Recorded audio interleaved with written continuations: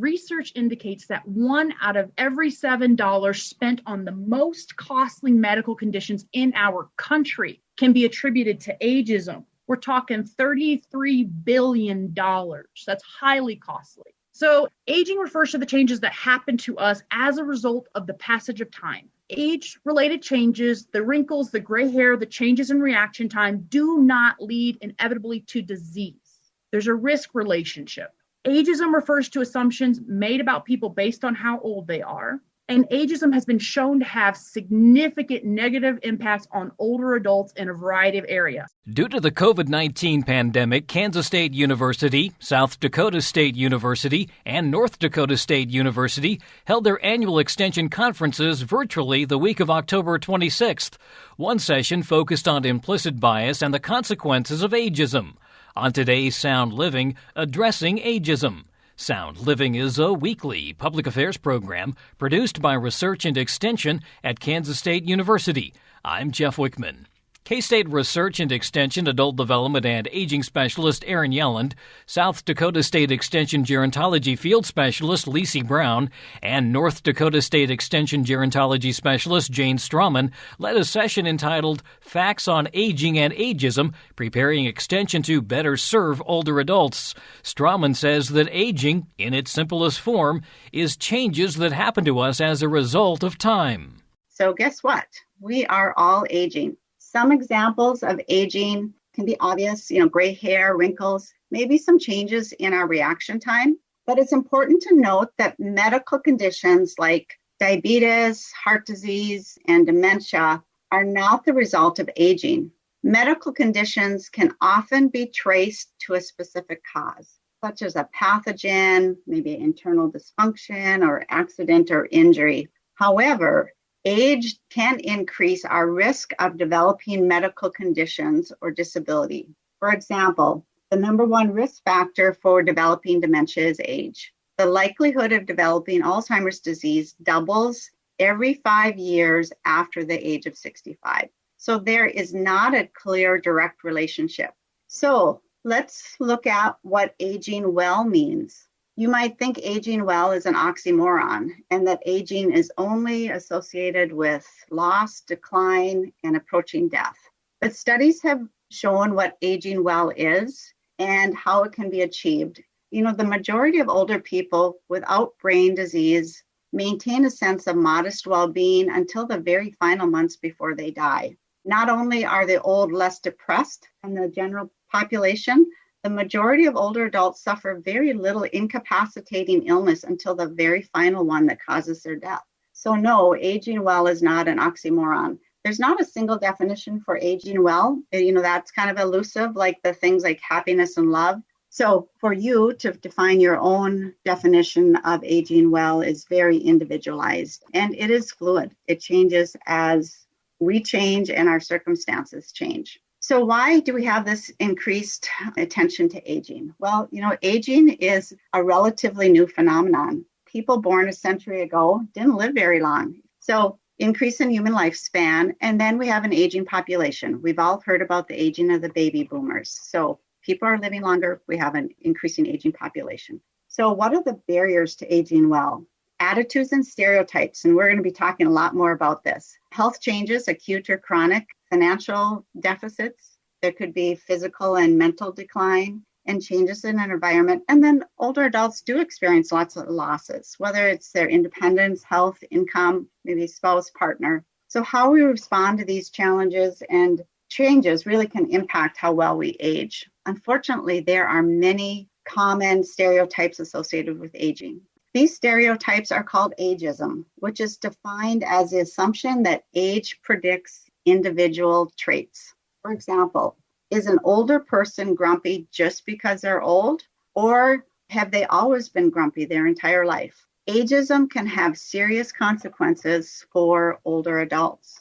And so looking at the impact of ageism, a person's self-perception can predict an older person's health. Studies have shown that those older adults with a more positive view on aging were less likely to have a heart attack. And if they did, they were more likely to recover quickly than those with a negative view. Another example would be mortality in adults 65 and older. People with positive attitudes toward aging live 7.5 years longer than those with a negative view on aging. Also, adults with chronic disease are more likely to rate the cause of their chronic disease to old age than to their unhealthy behaviors. So there are so many serious consequences of ageism, and we don't have time to cover them all here, but I am going to turn it over to Erin at this time, and we're going to examine this a little further. Ageism is a huge construct that we all experience regardless of age. So it isn't something that only affects older adults. In fact, we often see ageism affecting younger adults, teenagers, college students. But today we're going to be focusing on aging, of course, and those older adults. But looking at what your internal beliefs are is incredibly important. And those sort of uncontrollable ideological beliefs that you have that are so embedded in your brain, literally, is something that's really challenging to do and something that's very important for us to do. And that is called implicit bias. And it's something that we all have in many areas of our lives. An implicit bias is an attitude and stereotype that affects our understanding, actions, and decisions. These ideas that we have from the moment that we're born, they are constructed from the moment that we're born, really do affect so much of what we do.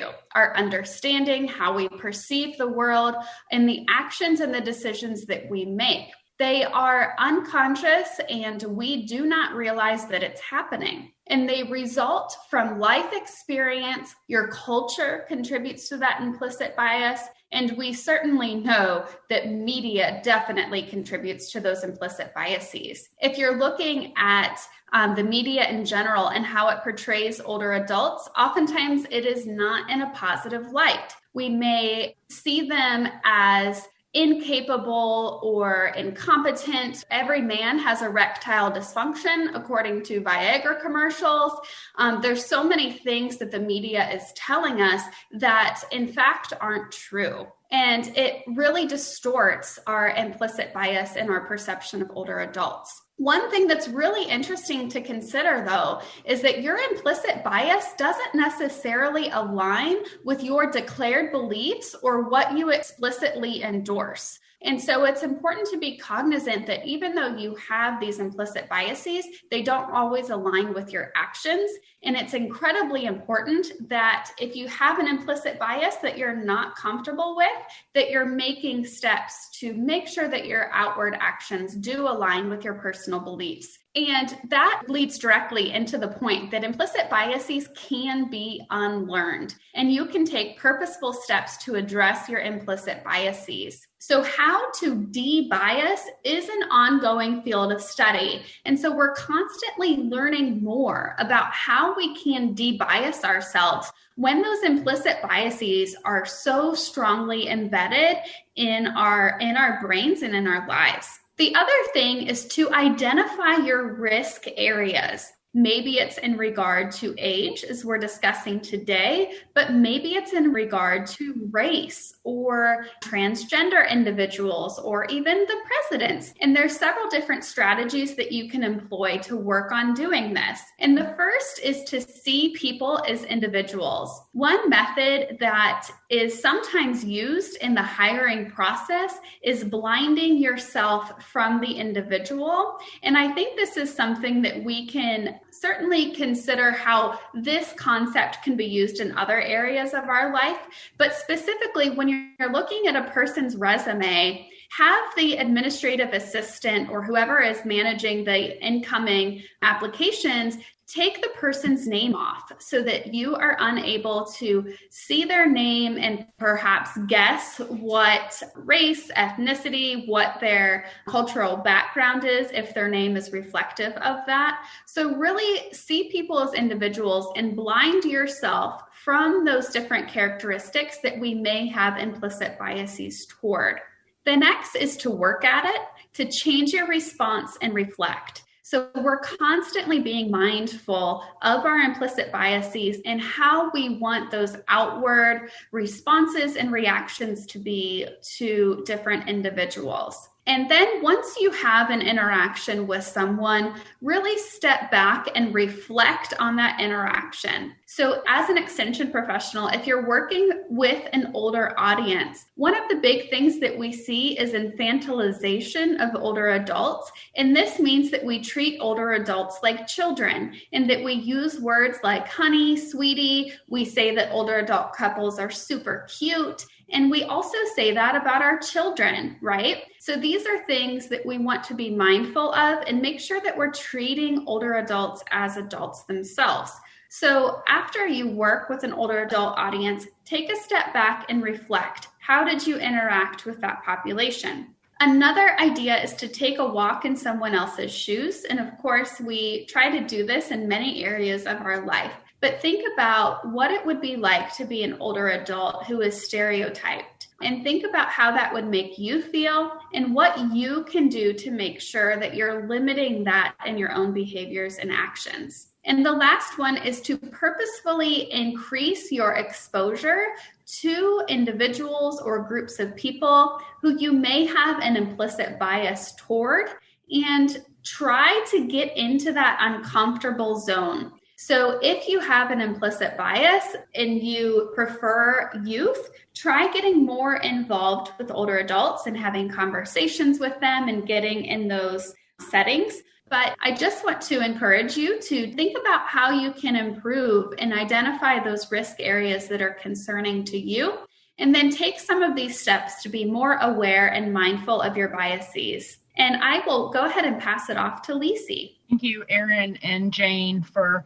helping the audience understand, what is normal aging? What can we expect from aging? And help us understand that we do have those biases. So the big thing is how we talk about aging matters. The word choices we use matter. Aging does not happen in a vacuum. We are all actively aging together. So how can we cultivate a more positive, realistic attitude about aging at home and in your professional life? As someone earlier talked about spending time with older adults, make no assumptions about abilities, get to know the person, increase interactions with older adults. Those are all great ways. I think the research tells us the more we interact with different groups, whether it's, racial groups, religious groups, what have you, the better our perceptions of those groups are. The research indicates that as we get older, there are cognitive gains. There are changes. It may take us longer to learn something new, but our aging process does not inhibit abilities to learn. So a lot of adults that I've interacted with actually report liking how their brain is working because they have more experience and knowledge to draw upon when they're addressing social challenges, work challenges, what have you. Why ageism matters. Research indicates that 1 out of every $7 spent on the most costly medical conditions in our country can be attributed to ageism. We're talking $33 billion. That's highly costly. So aging refers to the changes that happen to us as a result of the passage of time. Age-related changes, the wrinkles, the gray hair, the changes in reaction time do not lead inevitably to disease. There's a risk relationship. Ageism refers to assumptions made about people based on how old they are. And ageism has been shown to have significant negative impacts on older adults in a variety of areas. For example, adults over 50 struggle to find jobs. We need your help to address ageism in our states because we know that addressing ageism will make our economy stronger in the future.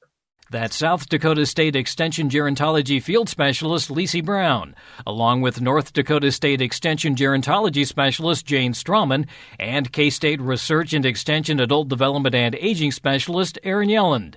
They presented facts on aging and ageism, preparing Extension to better serve older adults during a recent virtual annual conference. All three are members of the North Central Region Aging Network, or NCRAN. To learn more, visit ncran.org. To find out about programs for older adults in your community, contact the county or district extension office or visit the extension website, ksre.ksu.edu. Sound Living is a weekly public affairs program produced by Research and Extension at Kansas State University. I'm Jeff Wichman, and this is the K-State Radio Network.